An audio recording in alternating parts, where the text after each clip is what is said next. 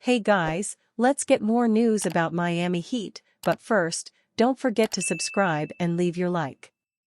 Insider believes Miami Heat could try to sign $170 million superstar. The Miami Heat are regularly linked with some of the biggest names in basketball, but rarely have they been able to pull such moves off in recent years. Just earlier this summer, there were rumors of Kevin Durant or Donovan Mitchell heading to South Beach. But the speculation quickly faded away. Instead, the Heat remained still. Except for the departure of Caleb Martin, no significant changes to the roster have taken place.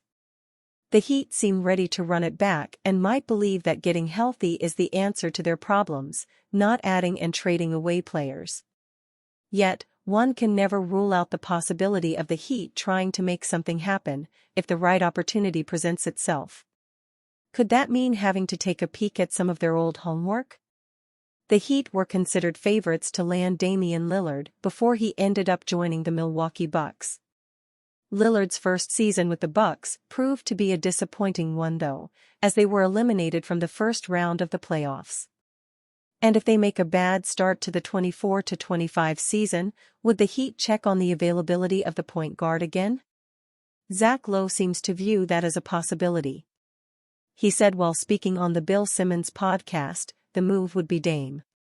"I've said before, I'll bet you Miami would revisit that, the failed Dame talks. But what am I getting back that makes Giannis happy? If that is my concern. If he comes to me and says, hey man, if I am here for the long haul, you need to recoup some draft picks, you get Tyler Herro, whatever fake Dame trade return you want to speculate about. Going for Lillard again would be a win-now move on the part of Miami.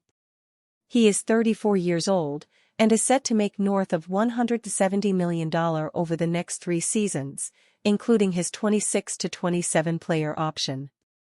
Jimmy Butler just turned 35 and might opt out of his player option to become a free agent next summer. Would it make more sense for the Heat to concentrate on Bam Adebayo's timeline instead? They do have a number of young talents who could start peaking a few years down the line. Or, they choose to go all in and try to win a championship with a big three of Butler, Lillard and Adebayo. With training camp beginning October 1st in the Bahamas, Miami Heat can officially begin putting a disappointing season behind them. 2 ways to immediately turn the page and flush a forgettable post-finals run is for Jimmy Butler to take the lead up to the season seriously and Tyler Herro to officially return to a 6th-man role. Butler, outside of taking his hilarious emo Jimmy Media Day pictures, didn't do much on the floor last preseason.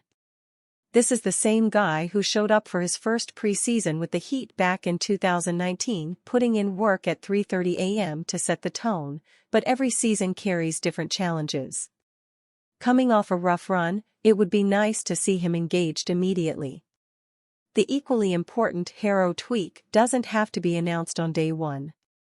As the weeks leading up to the season opener against Orlando October 23 unfold, coach Eric Spoelstra choosing to bring the 2022 6th Man of the Year off the bench and Herro saying he's fully on board and embracing the role would represent a huge step forward.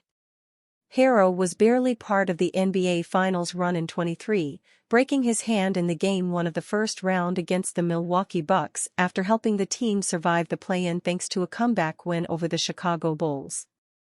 With Herro starting all 67 games he appeared in, Miami finished 44-38 and won just 7 of its first 18 games. That group proved to be better without him. Jimmy Butler alone isn't enough to fix one of the Heat's biggest roster flaws. Here's how each of the Heat's qualified players graded out in terms of perimeter isolation defense last season, as measured by B-Ball Index. Expected, Highsmith, Adebayo, Martin and Butler being near the top of this list. Perhaps unexpected, Jaime Jaquez Jr. being that low and Terry Rozier being that high. For those watching closely, Jaquez getting a D grade as a one-on-one perimeter defender shouldn't be surprising. We covered that topic more here, but Jaquez was much better as a help/team defender than in isolation against top scorers. Heat coaches often expressed confidence in Rozier's defense. His A- grade here is slightly misleading since B-Ball Index gave him a D+ grade for his overall defense. Rozier competes when he's matched up one-on-one, but he also received a C- grade in screen navigation and a D+ in passing lane defense. The eye test confirms.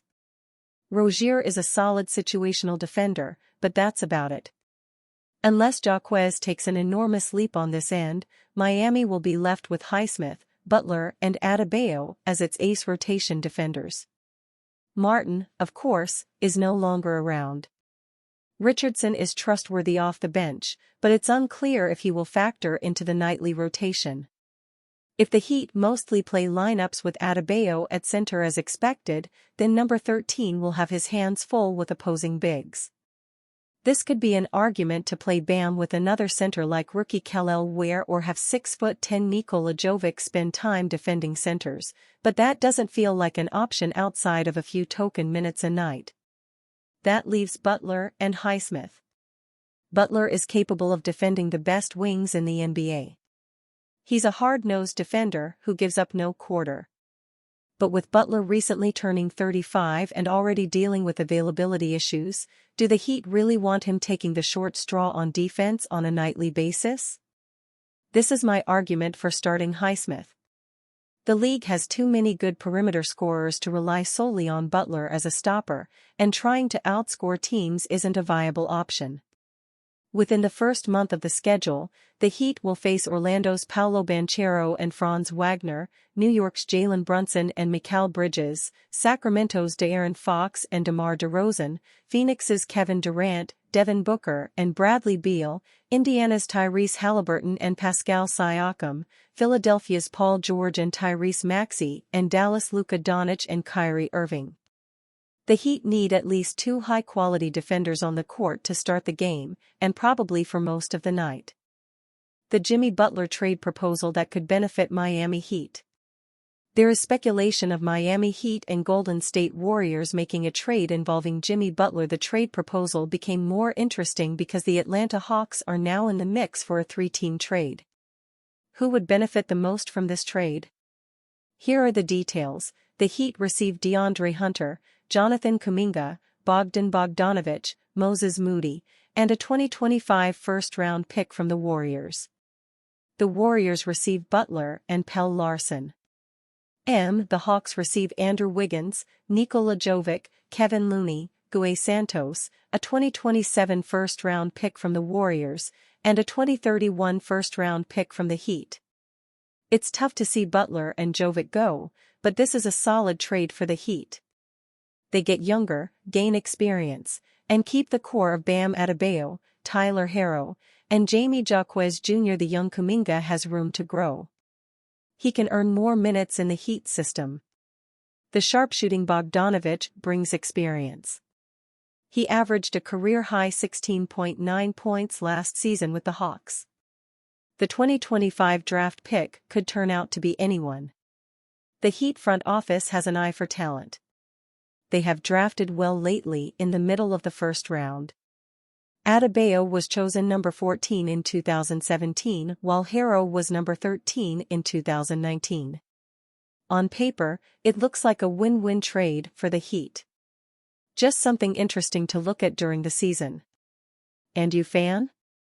What do you think of the situation of Jhonatan Kuminga? Leave your opinion in the comments.